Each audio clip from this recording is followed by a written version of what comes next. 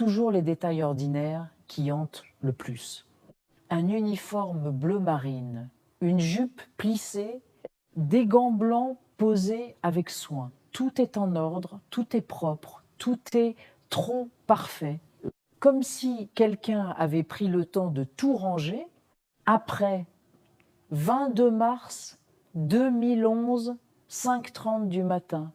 Le Disney Wonder fend les eaux calmes des Caraïbes. À bord, plus de 2000 passagers dorment paisiblement. Le bateau est un royaume flottant de magie, de sourires, de rêves vendus au kilo. Mais quelque part, dans les entrailles du navire, dans les couloirs réservés à l'équipage, une jeune femme de 24 ans termine son service de nuit. Rebecca Coriam, steward, sourire facile, yeux qui pétillent même après 8 heures de travail, originaire de Manchester, Angleterre, fille aimante, employée modèle. Rien dans son dossier ne laisse présager ce qui va suivre. Elle dit à une collègue « à tout à l'heure ». Juste ça, 3 mots, anodins, ordinaires. Elle se dirige vers sa cabine, le couloir est désert. Les lumières tamisées créent des ombres longues sur le sol en vinyle. Ses pas résonnent doucement, puis plus rien. Elle n'arrivera jamais à sa porte. Quand on la déclare manquante à 6h15, l'équipage se mobilise, recherche rapide, appel dans les couloirs, personne ne répond, puis quelqu'un la trouve. Pas elle, son uniforme. Posée avec une précision troublante près d'une échelle d'équipage qui descend vers l'océan, chemise pliée, jupe alignée, gants blancs posés dessus comme dans une vitrine, comme si quelqu'un l'avait enlevée, puis rangée, avec soin, avec méthode.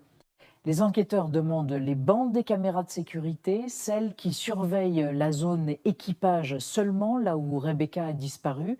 Ce qu'ils découvrent les glace. Certaines caméras sont orientées vers le ciel, d'autres montrent des couloirs vides, d'autres encore sont floues, comme si quelqu'un avait passé la main devant l'objectif au moment critique. Il n'y a aucune image de Rebecca tombant, aucune image d'elle se dirigeant vers le bastingage, aucune image d'elle du tout. Disney refuse de publier les bandes complètes. Motif officiel, protection de la vie privée des autres membres d'équipage. Plan sur le visage dévasté d'une mère photo réelle de Suzanne Coriam. À Manchester, Suzanne Coriam reçoit un appel. Sa fille a disparu. Pas de corps, pas de message, pas d'explication. Suzanne refuse de croire à la version officielle accident, chute, suicide. Rebecca n'était pas déprimée, elle venait de l'appeler la veille, elle était heureuse. Elle parlait de ses projets, elle riait. Elle n'aurait jamais sauté, dit Suzanne. Et si elle était tombée, pourquoi son uniforme était-il plié? Plan sur des documents confidentiels, email fuités. Mike Coriam, le père de Rebecca, est policier retraité. Il ne lâche pas. Il enquête lui-même. Il contacte d'anciens équipages. Il fouille les forums maritimes. Il pose des questions que personne ne veut entendre. Et il découvre quelque chose. Depuis 1998, au moins 7 membres d'équipage ont disparu en mer sur des navires Disney Cruise Line. Tous dans des circonstances similaires, uniformes retrouvés pliés avec soin. Aucun cri, aucune alerte, aucune trace sur les caméras. Aucune enquête criminelle ouverte. Disney paie systématiquement 100% du salaire aux familles pendant 1 an. Avec clause de confidentialité incluse, silence acheté. Plan sur un email interne Disney Tampou Internal Only.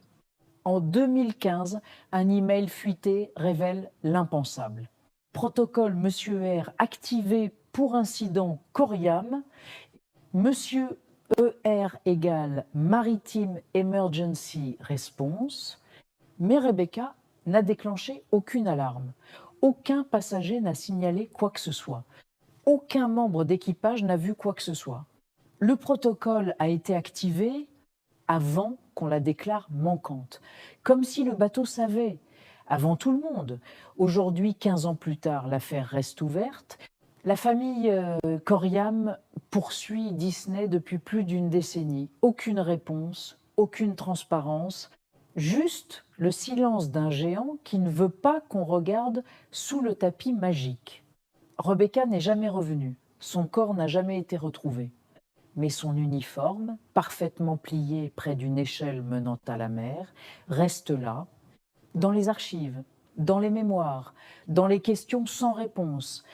La prochaine fois que vous verrez un bateau de croisière illuminer l'horizon, demandez-vous combien d'uniformes parfaitement pliés reposent au fond de l'océan et qui les a rangés avec tant de soin.